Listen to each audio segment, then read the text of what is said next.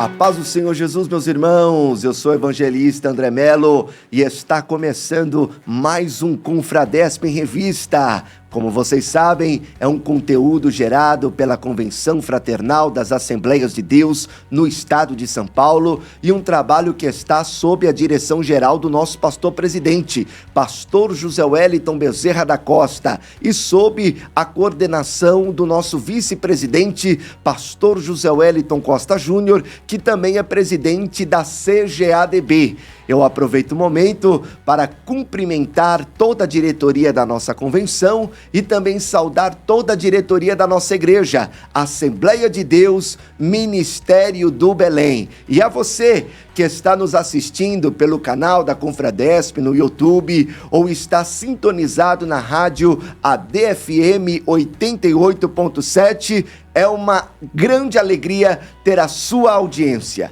E a certeza que eu tenho no meu coração é que essa manhã será de grande edificação espiritual da parte de Deus para os nossos corações. E nós estamos muito felizes porque o convidado de hoje é uma pessoa muito especial. Ele é pastor, ele é escritor, é um grande expositor da palavra de Deus. Eu estou falando do pastor Hermes Barreto. Pastor Hermes, que alegria te receber. Obrigado por ter aceito o nosso convite. Seja muito bem-vindo ao Confradesp em Revista. A paz do Senhor, pastor André Melo, que satisfação, que alegria poder estar essa manhã reunido aqui com todos vocês pela primeira vez. E eu externo toda a minha alegria de poder participar desse programa, né? Que tem uma grande audiência aí com os nossos confradespianos.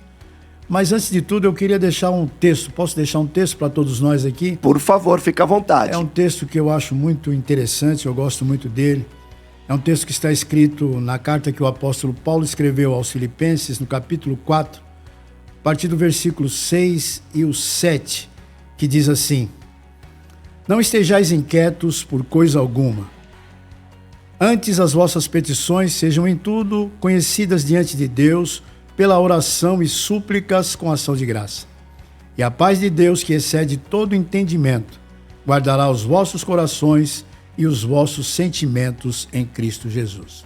Fique com esse texto, sabendo que as nossas preocupações, as nossas ansiedades estão todas guardadas debaixo do poder do nosso Deus. É Ele que acalma o nosso coração, é Ele que acalma a nossa mente, estamos debaixo da mão poderosa do Senhor. Mas voltando aqui, André, que alegria, a gente se conhece há tanto tempo, eu te vi ainda adolescente lá no setor 11, e para mim é uma grande alegria estar aqui. Muito obrigado pelo convite, é uma alegria imensa. Amém, pastor Hermes. A alegria maior é nossa te receber. Sabemos que o pastor é um pastor setorial, né? Dirige ali o setor de Parada de Taipa, setor 51, tem grandes responsabilidades ali. E o pastor ter reservado esse momento para nos atender nos deixa muito felizes, né? Estamos felizes e honrados pela sua presença. E a palavra que o pastor já na introdução já expressou aqui para todos nós é uma palavra que realmente combina com o momento que nós estamos vivendo, porque estamos às vésperas do ano novo, né? Daqui a alguns dias já está chegando aí 2026 e é natural às vezes aquela preocupação, né? A pessoa fazer uma retrospectiva do ano de 2025 e até pensar que talvez não alcançou algumas realizações, alguns projetos, mas uma palavra que vem nos renovar e trazer ao nosso coração a esperança de que Deus, Ele continua no controle. Exatamente, é isso mesmo, André. Nós sabemos que o nosso Deus é aquele que tem nos guardado em todas as situações. Então, eu sempre costumo dizer lá no setor que quem confia nesse Deus e quem tem esse Deus não tem com o que se preocupar.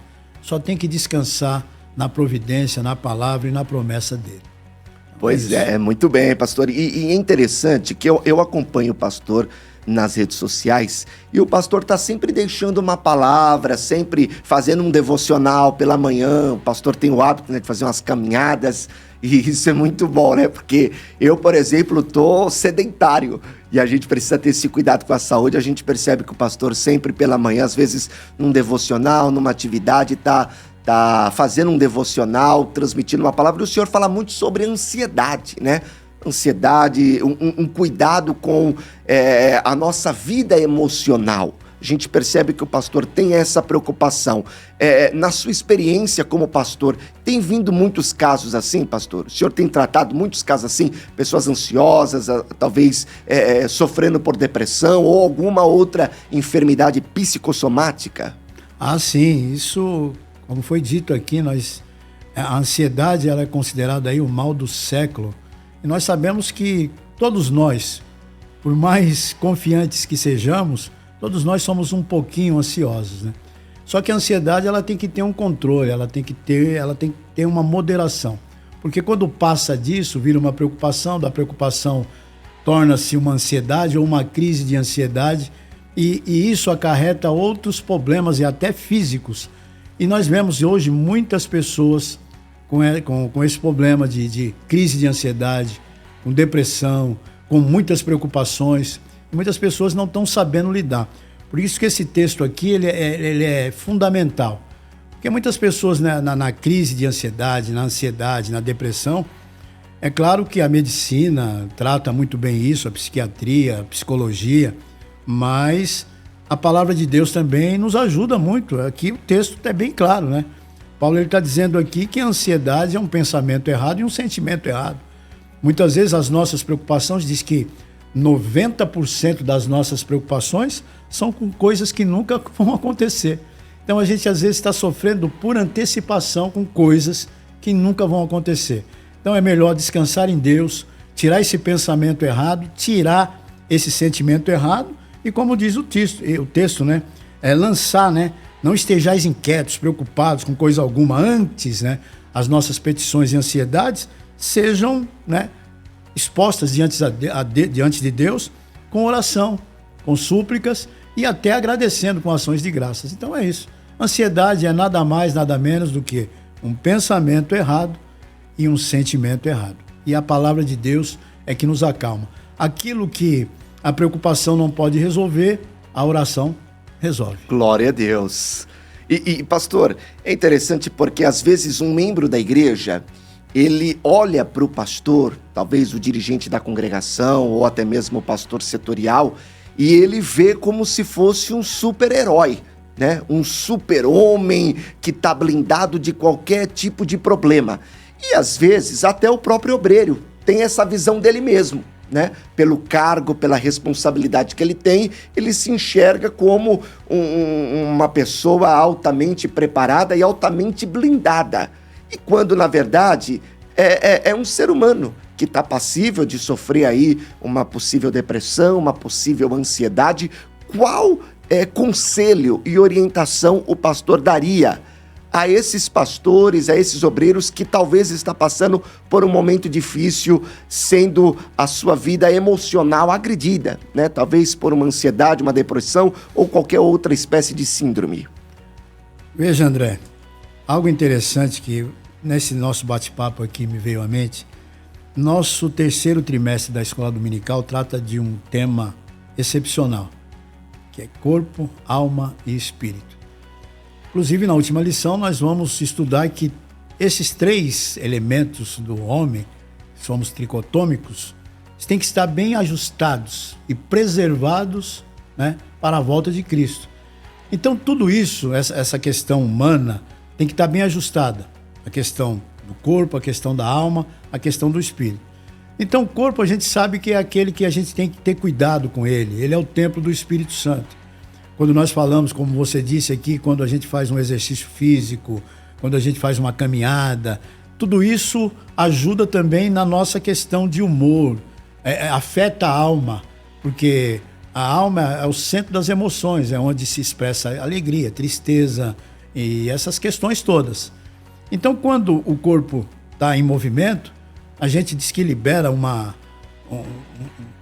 substância chamada endorfina, que é a da alegria, e isso traz alegria e satisfação. Então, quando a gente tem uma vida ajustada, tanto fisicamente como espiritualmente, a gente consegue equilibrar essa questão da ansiedade.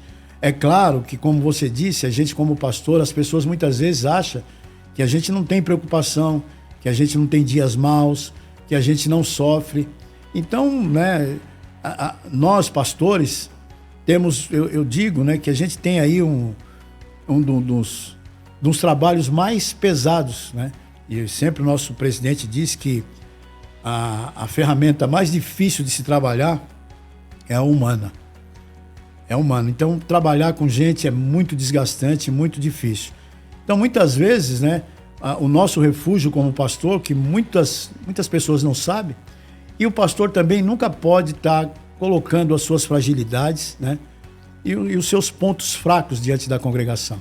Mesmo com as suas fraquezas, os seus dias de dificuldade, ele não pode estar expondo isso. Ele tem que sempre se manter numa postura forte, numa postura de líder, né, para que isso não afete a congregação. Só que, muitas vezes, André, até ontem eu estava dizendo, né, que muitas vezes parece que o travesseiro se transforma igual aquele de Jacó, em pedra, né? Parece que a cama tem espinho, tem hora que o sono não vem. Sim. Por causa das muitas preocupações com famílias, com questões ministeriais, com a chamada, com a família. Então, tudo isso tem um desgaste. Então, não somos super-homens, né? O pastor, ele tem os seus dias difíceis, mas nós temos a quem recorrer. Nós temos um Deus aquele que chama, inclusive falamos sobre essa questão na última ceia do ano, porque Deus é aquele que chama, é aquele que capacita, e aquele que cuida, e aquele que vai junto. Deus, ele não deixa. Então, é até a frase do pastor Severino Pedro: vai que Deus vai junto. Glória a Deus. Pois é, saudoso pastor Severino Pedro, né? Ele tinha realmente essas frases. Uma que eu gostava muito quando ele dizia era: começa que Deus começa também. É essa mesmo. Começa que Deus começa, vai que Deus vai junto. É o mesmo sentido, né? Pois é, e o senhor teve a oportunidade de trabalhar com o pastor Severino Pedro? Tive, sim. E como foi essa experiência? Porque é um pastor que marcou gerações, né? Eu me lembro que eu fui, acho que no ano de 2015, eu fui lá para Paraíba, cidade de Alhandra, fui lá ministrar num congresso de jovens. E quando a gente conversando lá com o pastor, presidente daquele campo, e eu falei que eu congreguei com o pastor Severino Pedro, ele ficou tão assim impactado que ele queria dar até o culto para eu dirigir. Falou: pode dirigir, pode pregar, porque é um pastor muito respeitado, né? Alcançou um respeito a nível nacional e internacional. E como foi para o pastor trabalhar ali lado a lado com o pastor Severino Pedro? André, você veja, né? Só para pontuar a minha história ali no setor 11, em São Mateus, né? Eu cheguei ali, o pastor setorial era pastor José Luiz de França, em saudosa memória, conhecido carinhosamente como pastor Dedé. Que é outra referência. Muita referência, um homem de peso, um homem de palavra, um homem de sim, não, um homem extremamente honesto. O pastor Dedé, a palavra dele era um pouco rígido, mas foi um homem que muito me ensinou, aprendi muito com ele. E até aqui no Belém, o respeito que todos tinham por esse pastor, sim, pelo pastor Dedé. Até nós conhecíamos, né, que as pessoas diziam que um obreiro formado, um diácono formado pelo pastor Dedé, estava a nível de um evangelista e até de um pastor. Porque ele quem ele formava é porque realmente ele observava que tinha chamado. Então, fui muito feliz. Na época do pastor Dedé, ele me abraçou com toda aquela rigidez. Eu, graças a Deus, né, fui agraciado por ele gostava de mim e tive muitas oportunidades por ele. Foi ele que me levou ao ministério, foi ele que me deu a primeira congregação, foi ele ali em São Mateus. Eu lembro que muitas sextas-feiras, em cultos de ensino, ele entregou muitas vezes aquele microfone em minha mão, nem eu sendo obreiro. E ele me deu, tem um ponto que eu quero citar aqui, que é muito interessante. Quando ele me deu a primeira igreja para dirigir, eu nem cooperador de carteirinha era. Eu era um membro. Um membro? Membro. Meu Deus. Eu recebi a primeira congregação, Jardim São Francisco II, como membro. E ele tinha aquela mania, né? Ele não dizia. Ele chegava na hora. Eu lembro que foi um domingo. A queima-roupa. Ele pediu para que eu fosse na sede. E eu fui na sede um domingo. O auxiliar dele na época, o segundo, era o pastor Henrique Henrique Roberto, também em saudosa memória, um grande missionário, um homem de Deus, um homem que deixou um grande legado também na história de missões. E ele me levou lá na congregação, sem eu saber. Quando chegou lá, falou: você vai tomar posse aqui hoje. Eu tomei um baque, eu tomei um susto. Meu Deus. Um membro, sabe? Um membro. Sem experiência nenhuma. A única experiência que eu tinha, que eu congregava no Tietê 1, era de ajudar ali o pastor, mas não era nem o segundo. Eu ficava ali embaixo, né? Recebendo os visitantes, escrevendo os pedidos de oração. Como se fosse o porteiro. Isso, exatamente. Era um porteiro, mas como membro. Então, aquilo, quando eu recebi essa notícia, eu tomei um choque, foi um choque para mim. Porque eu não esperava, né? E eu me achava muito sem experiência. Sim. Falava, poxa, eu não tenho capacidade para isso, né? Nunca dirigi nada e tal. Mas fiquei ali. E, André, interessante, né? Que eu fiquei ali nos 3 primeiros meses. Nada acontecia naquela congregação. Nada. Ninguém, não tinha salvação de almas, não tinha mocidade, não tinha jovens. E aí, aquelas poucas irmãs. Escola dominical, que eu sempre gostei. Não tinha aluno. E eu naquela angústia, né? E nada mudava ali. E um dia eu fiz uma oração. Falei: Deus, já estou aqui 3 meses. Nada aconteceu aqui. Se eu estivesse numa empresa, eu seria dispensado por não ter passado na experiência. Então, Senhor, eu acredito que eu não passei na experiência nesses 3 meses. Então, estou achando que eu não fui chamado para isso, não tenho chamada, e é o que eu estou sentindo. Na semana posterior que eu fiz essa oração, André, algo extraordinário começou a acontecer. Essa igreja começou as pessoas a aceitarem Jesus. Começaram a vir pessoas de outros ministérios, Glória de outras igrejas, do mesmo setor ali, da região, vim congregar comigo. Não tinha jovens. Aí tinha uma irmã chamada Irmã Vilma, até hoje, né, Irmã Vilma. Ela morava no fundo da igreja e congregava no São Francisco 1. E um dia ela chega em mim, nessa semana que eu fiz essa oração, falou: pastor, eu moro aqui no fundo da igreja, eu estou lá no São Francisco 1, mas eu estou querendo congregar aqui com o senhor aqui no São Francisco 2, para mim é mais perto.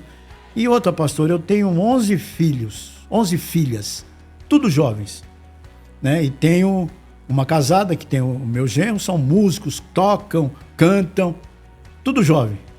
Rapaz, a mocidade estava pronta. Uma família só foi o suficiente para já iniciar o grupo de jovens.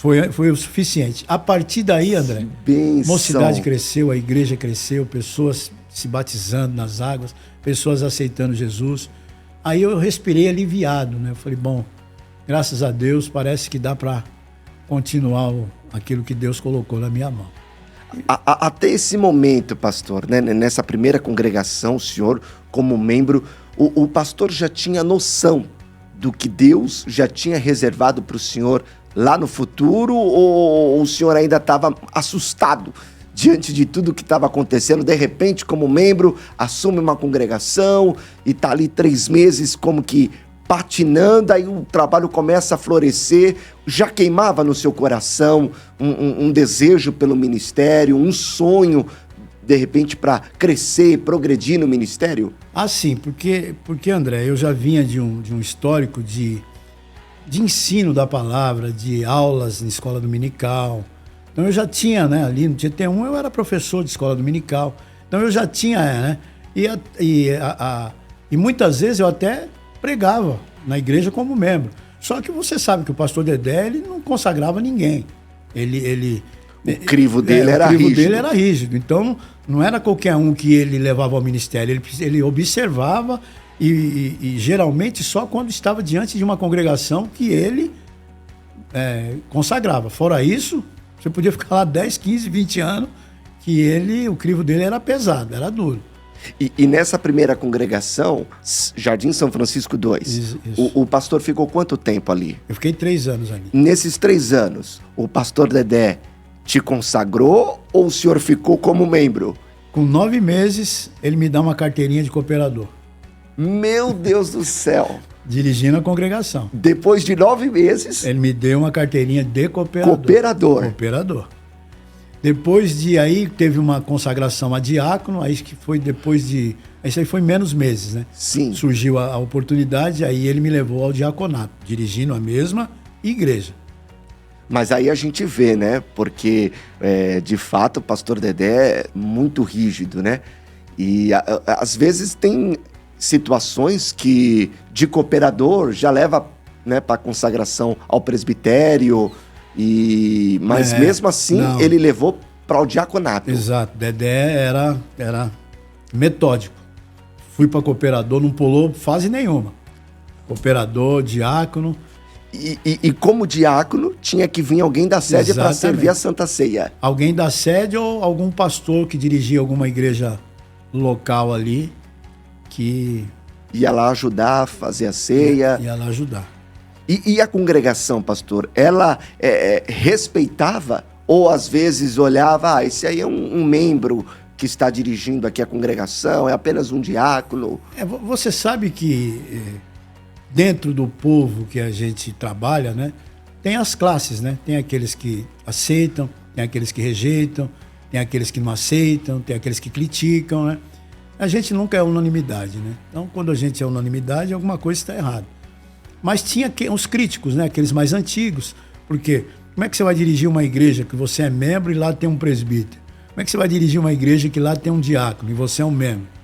E outra, como sendo a primeira igreja, muitas pessoas têm você como inexperiente. Sim. Fala, poxa, vem mais um inexperiente para cá e tal, aquela coisa toda. Mas é aquilo que eu disse no começo, Deus é aquele que se responsabiliza por aquele quem Ele chama. Quando Deus chama, você pode ir tranquilo, Glória você pode a ir Deus. em paz, porque Deus ele se responsabiliza por tudo. E eu fui muito bem sucedido ali e até hoje, os crentes que ali estão da minha época me amam, me respeitam, né? Tem aquele carinho todo especial comigo, até hoje.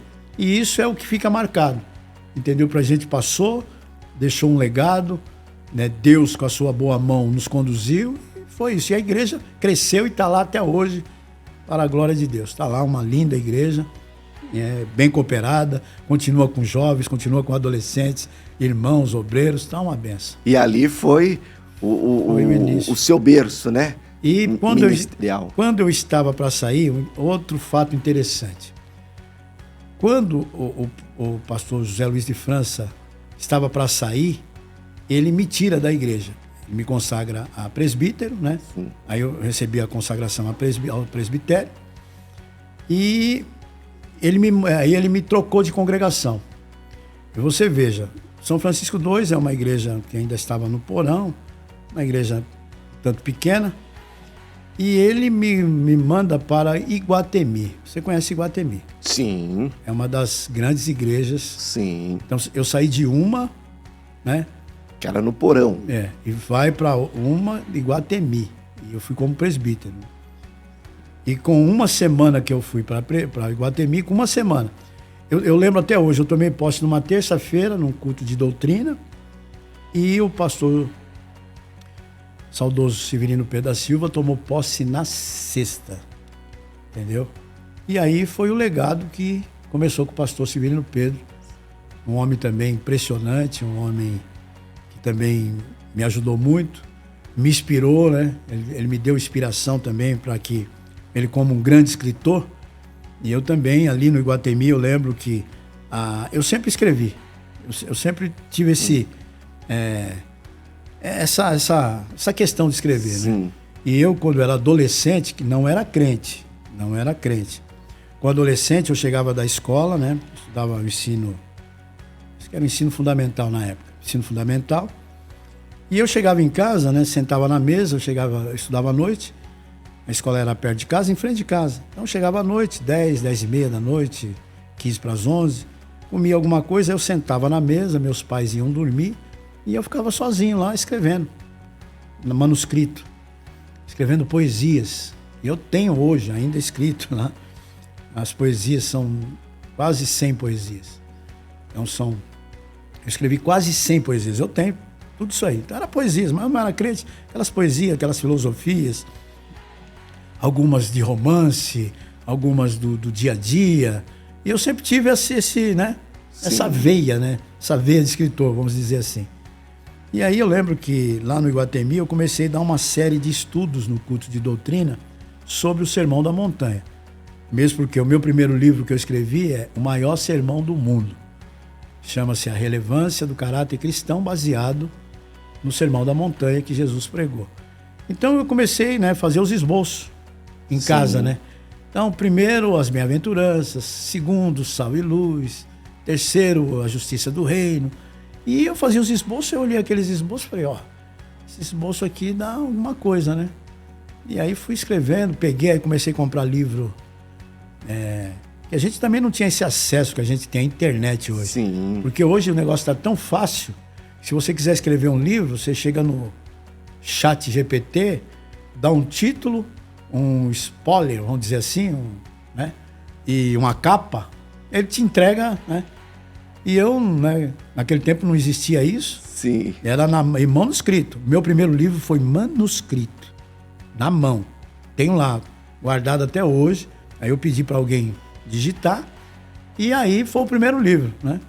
Primeiro livro, e daí foi vários. Isso também, é claro que, observando o pastor Severino Pedro como um grande escritor, um homem de uma mente brilhante. Sim. Um homem que eu até hoje, né? Aquelas frases de impacto dele, até hoje eu cito onde eu passar, no setor que eu estou, sempre eu estou citando algo que eu guardei, né? Citado pelo pastor Severino Pedro. Então, para mim foi um homem muito importante, um homem de uma mente brilhante, que passou ali pelo nosso setor, deixou também a sua história, o seu legado. Infelizmente teve lá, né, alguns problemas que ele passou por lá, né, no caso da perca de um filho. Sim. E ele também, né, fatalmente também veio...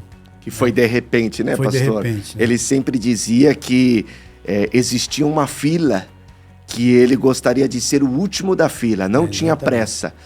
E essa fila era a fila da morte, ele dizia. Essa fila eu quero ser sempre o último dessa fila. Eu me lembro que em um domingo ele passou mal, né, no culto, saiu discretamente, foi para a secretaria, de forma que ninguém percebeu que ele estava passando mal. E de lá ele não voltou mais, né? É verdade. O Senhor Deus eu até lembro, foi tomou 22 para si. dias de internação. Exatamente. E infelizmente nós soubemos da notícia do falecimento dele. Foi triste para todos nós, E mas... uma grande perca. E a vontade de Deus sempre é soberana. Pois é. E pastor, você já vai continuar, né, contando aí a sua trajetória no ministério, falando as experiências aí na congregação do Iguatemi e de outras congregações, mas o senhor tocou num ponto aí que eu quero me permitir em fazer essa pergunta ao senhor, né? O pastor falou do site GPT, né? Qual a opinião do pastor, um obreiro que monta um sermão nesse site? Porque se você jogar um tema lá de qualquer assunto, sim. ele vai te dar um esboço. Sim. Qual a sua opinião, pastor? Você veja que hoje a tecnologia, né, avançou demais. E quando a gente olha a inteligência artificial hoje, é claro que nós não vamos demonizar tudo. Claro que ela tem os seus, né, ela tem os seus prós, né? É algo que você às vezes precisa saber, uma questão histórica. Por exemplo, algo que você tinha que... Eu sou da época da Bíblia, que a Bíblia era Almeida, né? Almeida corrigida. E a gente não tinha referência, a referência tinha no rodapé da Bíblia. E quando você tinha que querer alguma referência, você ia lá no rodapé da Bíblia e você tinha que pesquisar ali, né? Depois que foi surgindo, né, os livros, né, os comentários, né, as concordâncias, né? Eu falo da concordância. Então a gente era assim. Quando a gente queria saber alguma coisa do mundo, a Barça, né? A enciclopédia Barça, todo mundo tinha uma em casa. Sim. Muitos vendedores ficaram ricos, né, vendendo enciclopédia de porta em porta. Então o nosso conhecimento era através disso. Sim. Então a tecnologia avançou demais. Eu não digo que a inteligência artificial em si, né, ela não possa ser uma fonte de pesquisa. Ela pode ser muito bem uma fonte de pesquisa. Até como escritor eu digo isso. O escritor, muitas vezes, o seu livro ele tem referências bibliográficas, entendeu? Então, essas referências são de livros que você lê, são de comentários que você lê, são de pesquisas que você faz. Sim. Agora, se você pegar os comentários, as pesquisas e jogar num livro, você nada como é que é? Ctrl-V e Ctrl-C, não é isso? Sim. É o Ctrl-V e Ctrl-C. Você copia e cola. Copia e cola. Então não é isso. Você tem que pôr a sua alma, você tem que pôr a sua essência, você tem que pôr aquilo que mexe com você, aquilo que alguém, quando lê o livro, ele olha para você e fala, tem a alma do André aqui nesse livro. A mesma coisa é um sermão. O sermão, quando você copia um sermão, você fica um sermão mecânico. Artificial. A igreja sente isso, algo artificial. Foi algo que você copiou, foi algo que você colou, foi algo que você, né, que você ali no momento copiou aquilo. Então, se torna algo artificial, não tem a essência. Porque nós somos seres individuais, André. Sim. Cada um de nós temos um DNA, cada um de nós temos uma essência. Então, você tem uma essência, eu tenho outra. É a mesma coisa, dirigência de congregação, pastores setoriais, cada um tem o seu, né? Tem o seu perfil. Sim. Então, o povo vai conhecer o seu perfil. E todo mundo sabe quando a pregação ela é mecânica, quando não é, quando é copiada, quando não é. Porque, então é isso. Agora, eu acho válido uma pesquisa. A pesquisa é válida, porque tem muitas coisas na inteligência artificial, não só na questão de pregação, é na questão geral. Só que a gente tem que ter cuidado que a inteligência artificial ela é baseada em algoritmos. Sim. Em números, né? É isso que é complicado. E você veja que já teve polêmica com a inteligência artificial em relação a até mortes, em suicídios, daquelas adolescentes ficar pesquisando coisa em inteligência artificial e acabar entrando por um caminho errado. Então, tanto a inteligência artificial como a internet em si, como as redes sociais, todas elas têm que ser usadas com prudência, com sabedoria, com temor e aquilo que a gente percebe que é para edificação. Agora eu digo, repetindo essa questão que foi enfática a pergunta. Sim. Sermão, né, feito por inteligência artificial. Você pode fazer uma pesquisa, porque tem, por exemplo, tem um contexto histórico que você... Né, porque a gente lê a Bíblia, a gente não grava isso tudo. Sim. Tem algum momento da Bíblia que você quer saber o contexto histórico daquela passagem. Então você pode fazer uma pesquisa ali. Né? Tem um comentário bíblico? Tem, mas tem algo que é mais ágil, mais fácil, que é a inteligência artificial. Então se você faz uma pesquisa na inteligência artificial, para você ter um norte, do contexto histórico, do que aconteceu naquele momento, aí sim, você pode pegar naquele contexto histórico e inserir naquilo que Deus já colocou no seu coração. Agora, fundamental em tudo isso que eu estou falando de sermão, fundamental, leitura. Sim. Da palavra e oração. Sim. Porque sem a oração, tudo fica... Até muitas pregações que não seja até feita por inteligência artificial, sem a devida consagração e oração, ela se torna um pouco vaga, um pouco sem unção, sem graça. E é ruim ouvir, né, André? Com certeza. Como é ruim ouvir aquela mensagem sem unção. Mecânica, artificial. É um negócio, dá sono. Dá sono. Dá vontade de levantar, ir no banheiro, beber água. Exatamente. Mas quando a mensagem ela é ungida, ela tem essência, aquilo penetra, fica gravado, a gente não esquece. Sim. E é uma benção. Mas para os nossos telespectadores aqui, os ouvintes, cuidado com a inteligência artificial. Não esqueça da leitura e não esqueça da oração. Eu esqueci agora, né, que minha mente não é tão brilhante, né?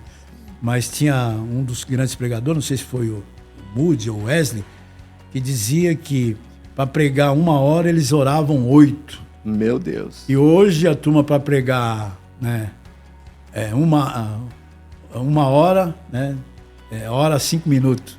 Não é assim. Vamos orar, que ainda é Deus que ainda manda a mensagem do céu. Glória a Deus. Amém, pastor.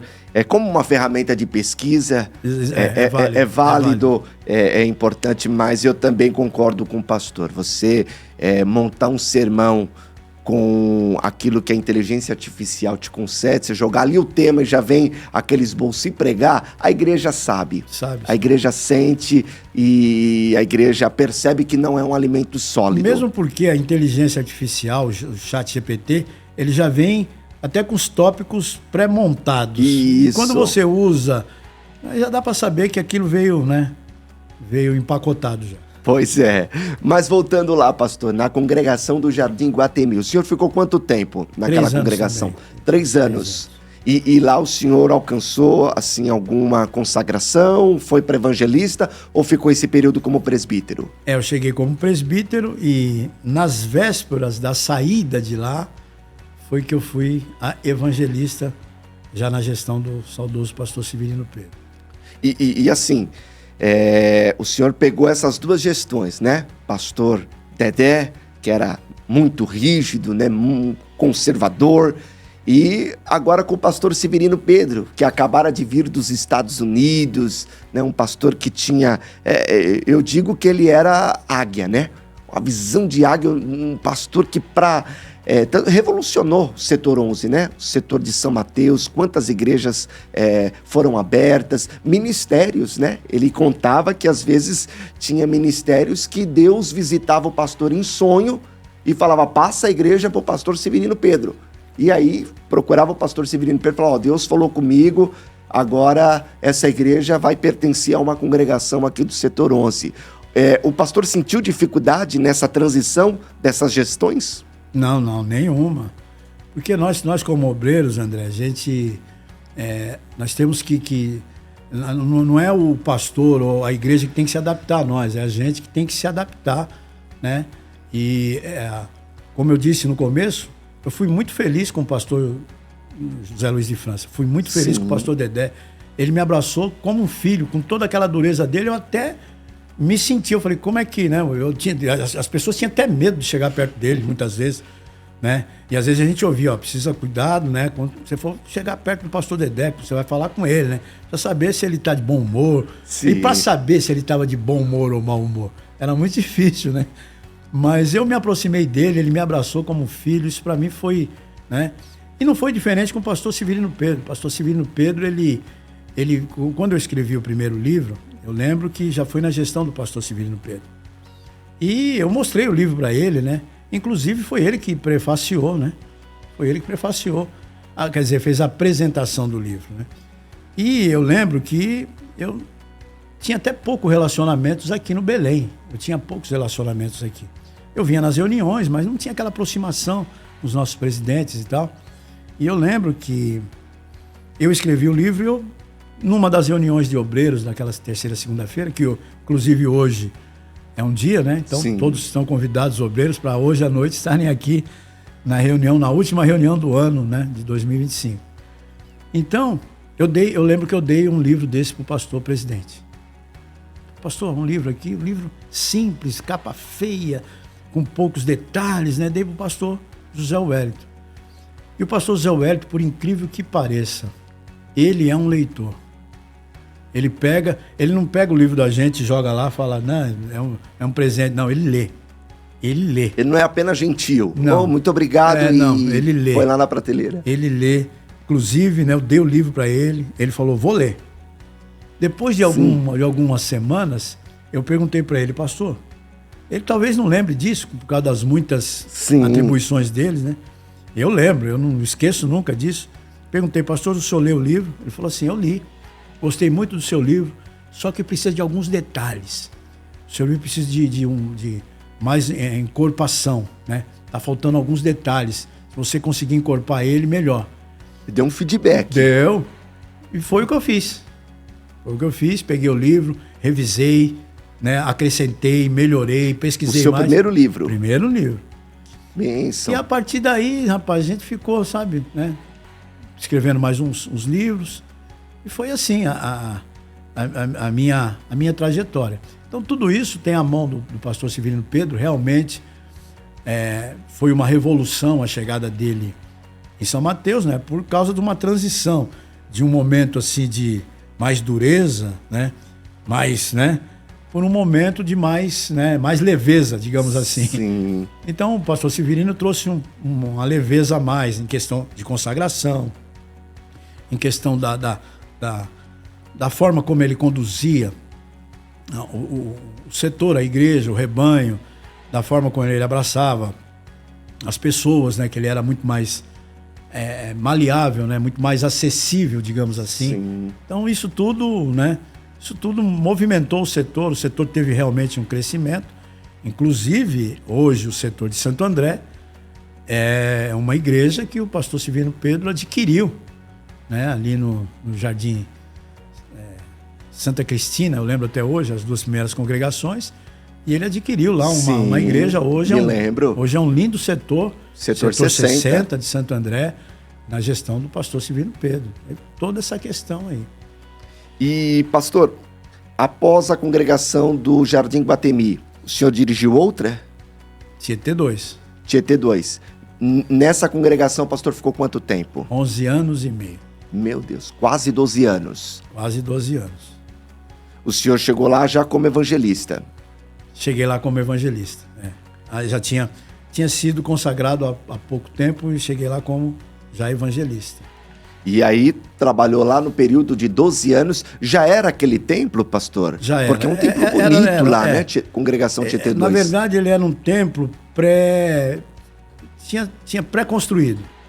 Passou lá o pastor Ribamar, ele ficou uns 8 anos lá construindo aquela igreja. E na saída dele, né, foi que a gente foi para lá. Só que estava pré-construída. Então, uma igreja em acabamento, digamos assim. Construída, sim, mas em acabamento. Aí chegamos lá até, eu sou franco em dizer, né? Um tanto, não vou dizer desmotivado, que o obreiro nunca ele está desmotivado. Sim. Mas numa transição de uma igreja como a do Iguatemi, uma igreja que era uma referência, ainda uma referência lá para o setor. Uma estrutura boa. Uma estrutura, que é uma igreja com uma escola dominical esplêndida, com uma orquestra, com coral. Tinha um maestro do coral lá que era excepcional, um homem reconhecido, né? Um pernambucano, né? Que era um mestre, né? Um maestro mestre. E Iguatemi fazia diferença mesmo, uma igreja grande, lotada. Era uma potência, né? Até hoje, uma grande potência. Exatamente. E aí, quando essa transição para o Tietê 2, uma igreja já limitada, uma igreja, né, em acabamento, uma igreja com certas dificuldades, o obreiro chega assim com um certo receio. Foi assim que eu cheguei, né? Sim. Com um certo receio, falei, meu Deus, como é que eu vou conduzir isso aqui? Como é que eu vou fazer? Eu até pensei em descansar, falei, acho que é melhor dar uma descansada, né? Mas aí, rapaz, foi passando os meses, né? 1 mês, 2, 3, 1 ano, 2, e as coisas ali foram fluindo, foram acontecendo, Deus foi abençoando as famílias, Deus foi dando crescimento, e aquela congregação se transformou, não é por, né, toda a glória seja dada ao nosso Deus. Sim. Você é testemunha disso, você foi de lá há muitos anos, você conhece.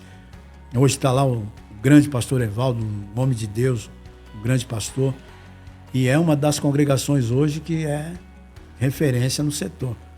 Então, fiquei 11 anos e meio, inclusive até aquela foto que saiu no jornal de vocês agora desse mês, que foi postada uma foto eu sorrindo com um adolescente que está se batizando. Sim. Aquele jovem é de lá, do Tietê 2. Quando eu cheguei lá, o primeiro casamento que eu fiz foi o dos pais dessa criança. Olha aí. Primeiro casamento que eu fiz. Interessante.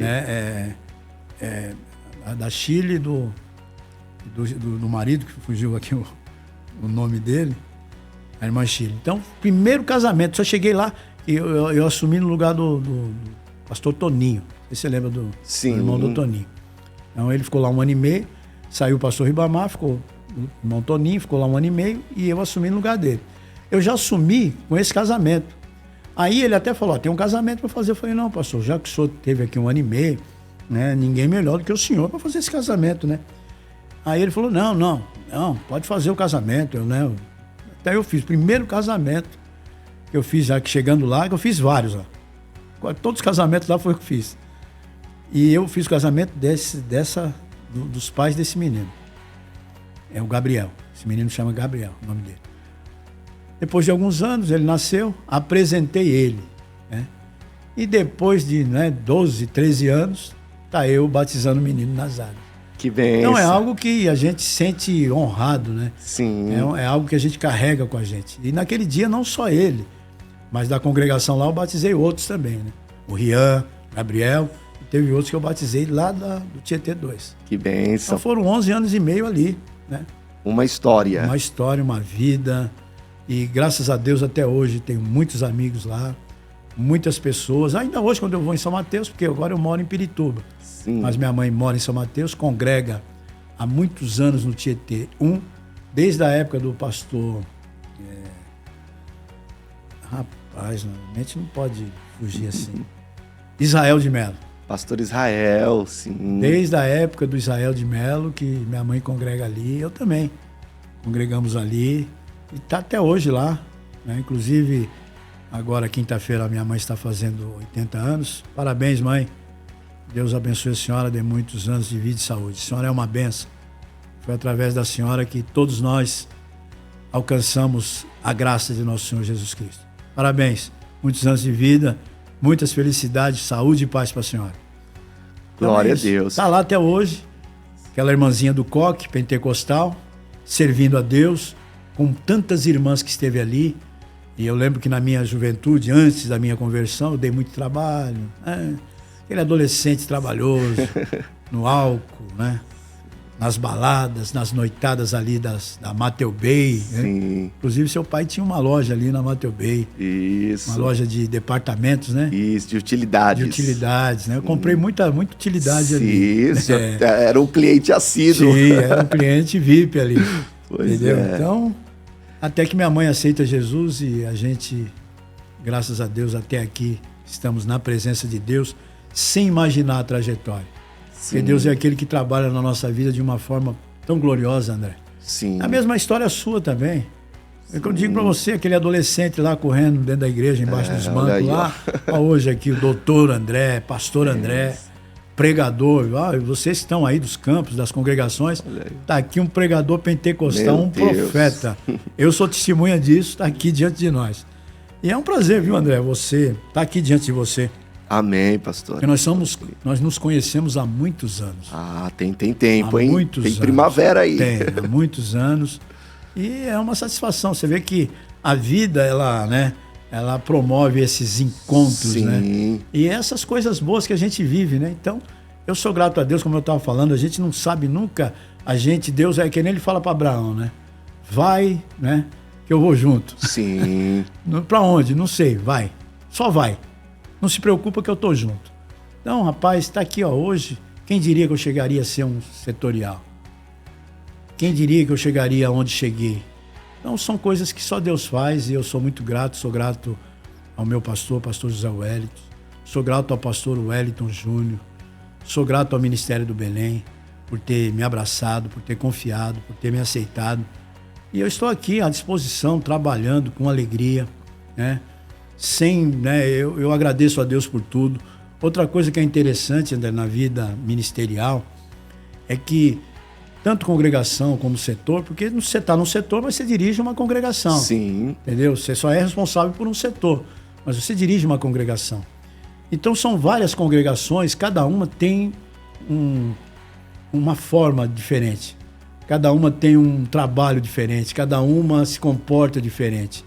E cada uma delas, quando Deus te envia, é Deus te ensinando a ser melhor, a ter mais experiência, a saber tratar melhor as pessoas, a saber cuidar melhor do rebanho de Deus. Então não tem esse negócio, esse setor é ruim, essa congregação é difícil. Não tem nada difícil. Foi Deus que te colocou ali. E se Deus te colocou ali, é porque tem um aprendizado para você ali. É Deus te colocando num patamar maior, melhor. Glória a Deus. Entendeu? E é isso. E onde eu passo com alegria. Até os pastores que passaram pela minha vida, todos eles. Alguém diz, não, esse pastor, não tem pastor ruim. Tem pastor que te ensina. Sim. Do jeito dele, né? Da forma dele, ou bom ou ruim, ele está ali, é um aprendizado. Sim. Todos os pastores que passaram por mim, eu falei, ele está vindo aqui para me abençoar. Pronto, e acabou. Então é dessa forma. Em todo lugar que eu passo, tenho aprendido. Aprendi no São Francisco II, foi a minha escola. E outra, eu até digo, eu falo com a minha esposa em casa, que parece que nós era até mais crente, né? Sim. Lá, né, era mais crente. Ali, quando eu dirigia, eu tinha um fusquinha que roubaram, rapaz. Ali era lama, não tinha asfalto. Que prova. A gente saía escorregando naquelas montanhas. Você sabe que ali é uma comunidade. Saía escorregando ali com as minhas filhas, né? Segurando minhas filhas, né? Escorregando na lama ali. Mas, rapaz, que bênção. Época de crente, sendo crente. Fui para Iguatemi, aprendi demais, aquela igreja grande. E outra, quando eu assumi Iguatemi, rapaz, eu assumi com medo também. Falei, meu Deus, como é que eu vou? Né? Sentava lá no último banco, ficava olhando a igreja, falava, Deus, eu não tenho capacidade para isso, não. Eu não fui sentar na cadeira do meio e pousar, né? Tirar uma foto, uma selfie, onde é que eu tô? Não. Sentei lá no último banco e ficava pedindo graça, sabedoria, misericórdia, para poder conduzir o rebanho, né? Com fidelidade, né? E aí, depois do São Francisco II, fiquei 8 meses, né? Sem dirigir igreja. E comecei a vir aqui no Belém, nos cultos de doutrina, perto do meu pastor. Na verdade, depois do Tietê 2, né? Depois do Tietê 2, o pastor que estava lá, o pastor Adi, me tirou da congregação. E eu comecei a vir aqui, né, nos cultos de doutrina e tal, mas continuei lá. Até que o pastor, numa reunião de obreiros, me chama, né? Pastor presidente e o vice, né, me chama aqui, né, na hora do almoço, olha, tal dia você vai para tal setor de Vila Diva. O pastor presidente me chamou lá, explicou as, né, situações e tal, falou um pouco da história de Vila Diva e deu essa responsabilidade para nós.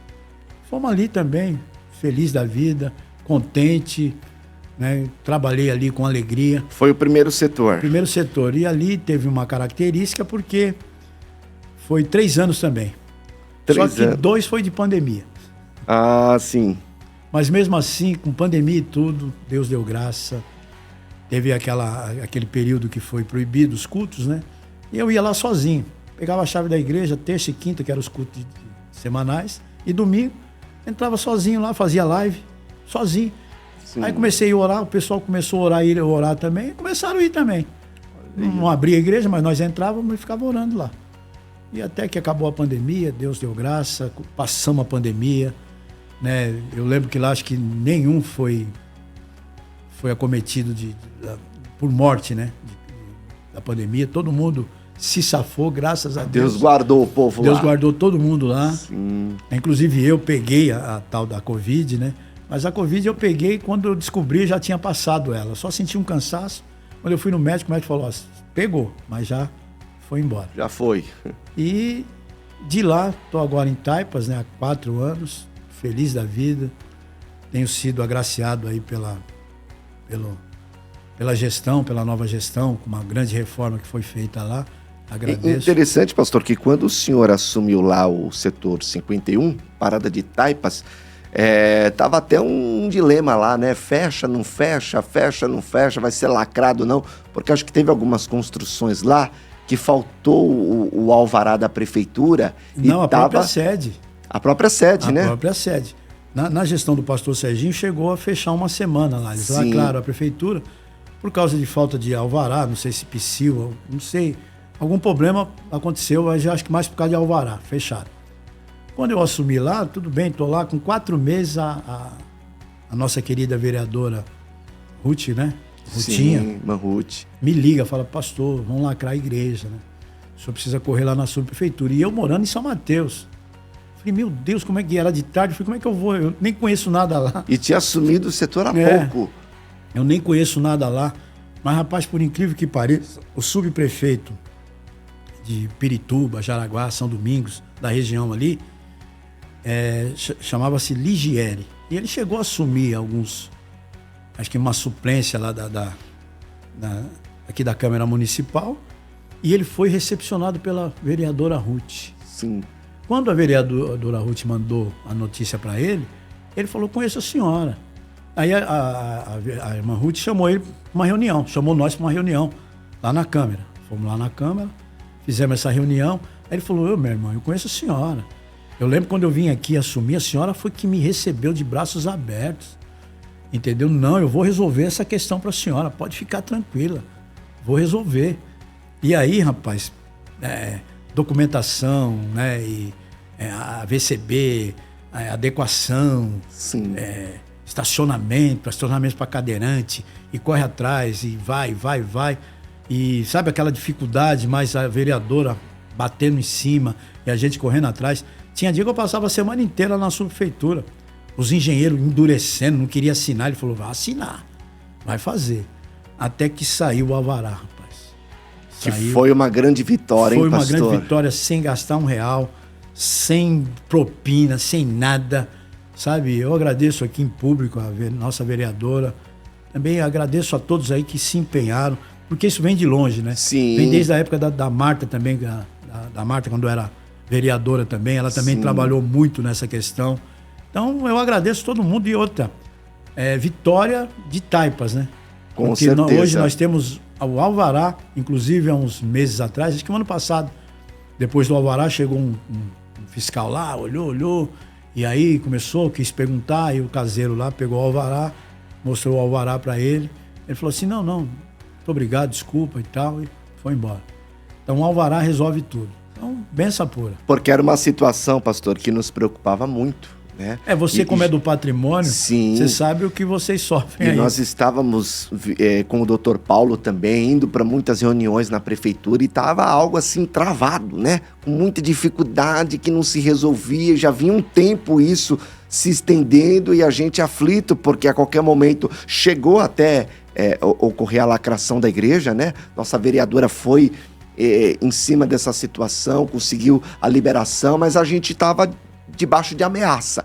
A qualquer momento vai lacrar, vamos colocar um concreto lá. Lá ia concretar. E isso, ninguém mais vai entrar, vai fechar, vai encerrar as atividades, e nós aflitos. E graças a Deus que na sua gestão, né, Deus teve misericórdia e resolveu de uma vez por toda esse problema que nos angustiava muito. Ali foi a mão de Deus. Eu agradeço o empenho da vereadora, de todos, né, do Ligieri. Sim. Inclusive, depois de 15 dias que esse alvará saiu, tiraram ele da subprefeitura. Foi o trabalhar de Deus mesmo, foi a mão de Deus. Foi a mão de Deus. E eu confesso, André, eu trabalho para Deus com responsabilidade, com alegria. Glória a Deus. Para isso Deus me chamou. Amém. Porque eu sei de onde Ele me tirou. Glória Quando eu estava no mundo, eu era ativo, não tinha tempo ruim. Então agora, na presença de Deus, com esse chamado, vou trabalhar muito mais. Vou fazer que nem Paulo. Gastarei e me deixarei gastar. Amém. Pela obra do Senhor. Glória a Deus. Pastor Hermes, a conversa está muito agradável, mas já estamos estourando o nosso horário, né? Eu costumo dizer, quando o papo tá bom, aí a hora passa que a gente nem vê.